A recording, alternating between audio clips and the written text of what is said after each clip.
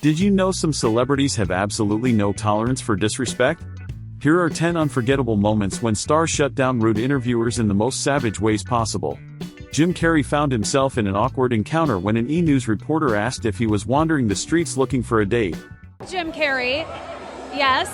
What? I've covered a lot of fashion weeks. This is the first time I've run into Jim Carrey. Is it true you're wandering the streets? You need a date to the party? What's up? No. I'm doing just fine.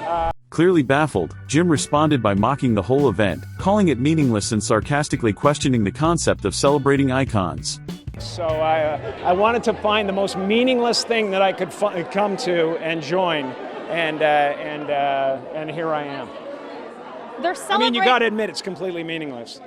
Well, they say they're celebrating icons inside. Celebrating Do you believe icons, in boy, that is just the absolute lowest aiming, possibility that we could come up with. It's like icons. Do you believe in icons? He didn't just shut the reporter down, he made her entire question look foolish. On the good foot. Ha! Yeah. You shut her down now. Chelsea Handler wasn't having it when Piers Morgan decided to check his phone during their interview. She called him out on the spot, saying, "You're a terrible interviewer." Piers tried to brush it off, claiming Chelsea wasn't interesting enough. Without missing a beat, Chelsea shot back, "It doesn't matter how interesting I am, you signed up for this job." She even reminded him that his own show was about to end, making it clear who was in control. Don't want to cross you, do we? I don't know, do you? If I said to you, I can give you one moment back in your life to repeat right now, what would you choose? It would be spending this hour differently. Russell Brand had his own heated moment when he appeared on MSNBC's Morning Joe. The hosts openly admitted they didn't know who he was, and instead of engaging with Russell, they kept joking about his accent and treating him like an outsider. Russell called them out directly, saying, "You're talking about me as if I'm not here." His sharp comeback left the hosts speechless. Russell Brand. This summer he's embarking on his first ever worldwide comedy tour. All right, joining us now, he's a really big deal. He's a big deal. I know. I'm told this. I'm not very pop cultured. I'm sorry.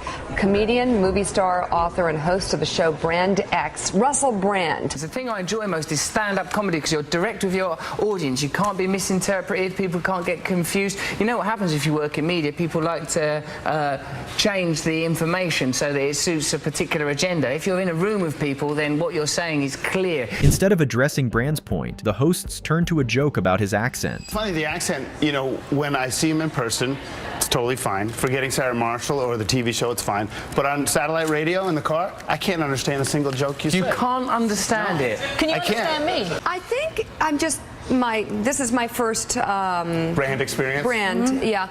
I think it's not listening to him, it's experience. It's just sort of taking it all in.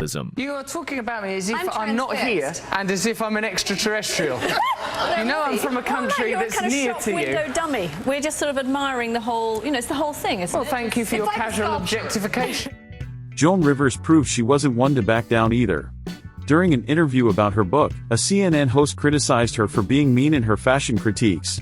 Joan refused to let that slide, saying, "I say the same things your viewers say to their friends." My last book was on the bestseller list 19 weeks, so my producer's not a fool. She said, "Write another." So I said, "About what?" She said, "Well, you're funny every day. Write about what annoys you or makes you laugh every day." And that's how the book came about. It was so great to write. Even with your fashion critiquing, while it's very mean in some ways, people can't wait to hear what you have to say. Really? It's not mean. It's not mean. I tell the truth. I'm sure I say the same things that all your viewers say to their friends sitting next to them on the couch. About feelings being hurt. Well, not when it's about dresses. It's not about them. It's about clothing. Things escalated when the host brought up Joan's love for fur, attempting to corner her. Joan fired back with, "Are you wearing leather shoes?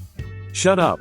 Of your book, you're wearing a fur, and you knew that there would probably be animal rights activists. This whole interview is becoming a defensive interview. No! Are you wearing leather shoes? Yes! Shut up. I'm talking. You know what I mean? I don't want to hear. You're wearing fur. You're wearing leather shoes. I'm not an activist, You're eating chicken. Yeah. You're eating meat. I don't want to hear this nonsense. The tension hit a breaking point, and Joan ended the segment by scolding the reporter for being too uptight. Stop it with, and you do this, and you're mean, and you're that. You are not the one to interview a person who does humor. Sorry. Are we serious? Shane Gillis found himself in an uncomfortable spot on the Flagrant podcast when the host compared him to a TikToker with Down syndrome. Gilly and Keeves is coming out, okay? They have a live special, and they're going to sell it through the website. What's the website? GillyandKeeves.tv. Oh, bro, Shane actually has been working out, dude. This is Yo! Let's see it. Hold on. That's crazy. Oh, my God. Bro, you look good. Is this from West Point? Shane, who has close relatives with the condition, didn't let it slide. I don't think that's funny. But, yeah, I see that. I see what. He condemned the host for mocking people with disabilities, saying, using them as an insult. Son, my guy's nice. By the way, that's wow. These guys are Really? awesome. Yeah. They're having fun. Yeah. For you guys to sit here and be like, Wait a minute. let's bring it up and mock them. That's dude. That's a dude. By using them as an insult. Comedy legend Jerry Seinfeld had his moments. During a conversation with Larry King, Jerry was stunned when Larry suggested his hit sitcom Seinfeld had been canceled. Jerry shot back, "You think I got canceled?" And sarcastically added, "Do you know who I am?" Lasted how long? 9 years, 180 episodes. You gave it up, right? I did. So. They didn't cancel you. You canceled them. You're not aware of this? No, I'm asking you. You think I got canceled? Are you under the impression that I got canceled? Have I hurt you, Jerry? I thought that was pretty well documented. This is most shows is this still go- CNN? Don't- I was the #1 show on television, Larry. You were Do all- you know who I am? The awkward silence that followed said it all. Jewish guy, Brooklyn. Yes. Okay. 75 million viewers last Okay. episode. What? You don't take it so bad. Well, that's the big difference between being canceled and being #1. Okay, I'm sorry. We'll be right back. Jeez. B-movie opens.